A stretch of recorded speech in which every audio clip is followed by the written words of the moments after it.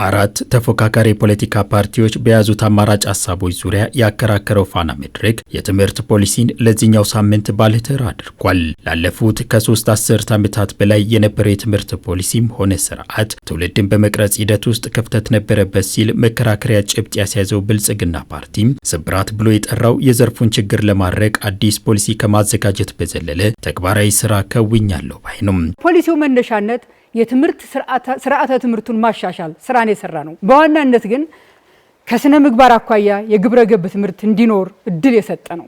ይሄ ብቻ ሳይሆን ዜጎቻችን ተወዳዳሪ ሰርተው መለወጥ የሚችሉ ስራ ጠባቂ እንዳይሆኑ ለሀገር አለይታ እንዲሆኑ በአገራቸው የሚኮሩ አገራቸውን የሚያከብሩ ራሳቸውን በራሳቸው የሚተማመኑ ዜጎች ለመፍጠር የሚያስችል የስርዓተ ትምህርት እርስዎ እንደነገሩኝ የስርዓተ ትምህርት ክለሳ ትብብር ለኢትዮጵያ አንድነት በበኩሉ ራስ ገዝ በሚል ከፍተኛ የትምህርት ተቋማት አገልግሎት በገንዘብ የሚሰጡበት ሂደት አሁናዊ የሀገርን አቅም ያገናዘበ አለመሆኑን አንስቶም በሰባተኛው ጠቅላላ ምርጫ የህዝብ ይሁንታ አግኝቶ መንግስት ቢመሰርት ሊተገብር የያዘውን አማራጭ ሀሳብ በክርክር መድረኩ አቅርቧል። ራስ ገዝ ብለን ደሃው ክፍል የኢትዮጵያ 85% ገበሬው አርሶ አደር ህዝብ ነው ያለው። ስለዚህ ገፊ የሆነ ነገር ስለሚሆን እኛ በሂደት ነው እንጂ የምናመጣው አውቶማቲካሊ የኢትዮጵያ እድገት ደረጃ፣ የአስተሳሰብ ደረጃ፣ ኢኮኖሚ ደረጃ ህዝብ ሀብት የለውም፣ ከፍሎ መማር አይችልም፣ ኮምፒት አያደርግም።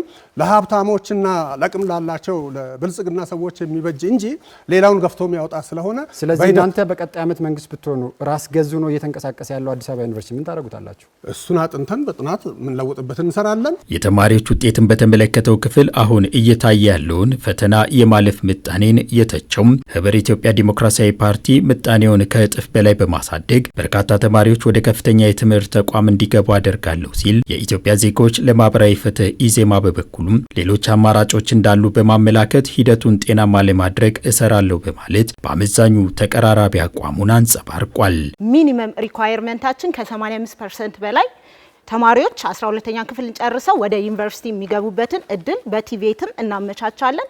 ከዚህ በፊት ያለውን አይታህል ዳይት 3% ማለፍ እንደ ሀገር ያሳዝናል። እናት አባት አስተምሮ በየጎዳናው ነው በሱስ ያሉበት ሁኔታዎች ናቸው ያሉት። እንደ ሀገር ትምህርት ላይ ተሰራ ሲባል ተግባራዊ ሆኖ እያየነው አይደለም። ቢያንስ ከ20 እስከ 30 መድረስ አለበት ብለን እናስባለን። ይሄ ማለት ግን 20 ሌላው 70% እቺ ወድቋል በመናት ኮታ ውስጥ እንዳንከተው ከ50 እስከ 60% የሚሆነውን ቲቪቲ ውስጥ ልንከተው እንችላለን። ምክንያቱም አንድ ሀገር እድገት በተማሩ ማለት ይሄ አካዳሚካል ዕውቀት ይሄ ወይም በዩኒቨርሲቲ ውስጥ በሚገኙ ዕውቀት ብቻ ላይ ተመስርቶ አይደለም የሚያድገው። የቴክኒክና ሙያ ተቋማት ጀርመንን ልንወስድ ሌሎች ያደጉ ሀገራትን ማየት እንችላለን። በቲቪቲ ተቋማት ላይ በሰለጠኑ ተማሪዎች ናቸው አገር መቀየር ይቻላል። በመምህራን ልማትና ጥቅማ ጥቅም ላይ ትኩረት መስጠቱን ያነሳው ብልጽግና ፓርቲም የተሻሉ ስራዎች መከወናቸውን ጠቁሞም መሰል ሂደቶች አሁንም ቀጣይነት እንደሚኖራቸው በመድረኩ አንስቷል። ባለፉት 5 ዓመታት ውስጥ 121,000 መምህራን የመስሪያ ቦታ ቤት የሚሰሩበትን ለመስጠት ሞክረናል። ወደ 6,000 በላይ የሚሆኑ መምህራንን የመኖሪያ ቤት ኮንዶሚኒየም ለመስጠት ሞክረናል። አሁንም ወደ 25,000 የሚሆኑ መምህራንን እንደዚሁ እያዘጋጀን ነው።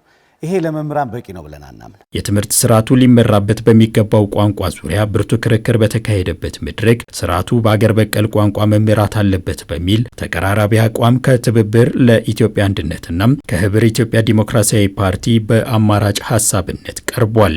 ከአፍ መፍቻ ቋንቋዎችን እናበረታታለን። የአፍ መፍቻ ቋንቋ እንዳለ ሆኖ ግን ከአፍ መፍቻ ቋንቋ ደግሞ በተለየ ለየት ያሉ በብዛት ተናጋሪ ያላቸውን ቋንቋዎች እነሱም እናበረታታለን ማለት ነው።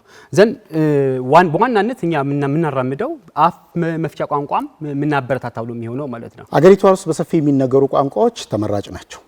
ይሄ ግን ሊወሰን የሚችለው እያንዳንዱ ክልል ላይ ያለው ወይንም ክልል የትምህርት ፖሊሲውን የሚያስተገብረው የክልል ምክር ቤት ነው የሚወስነው።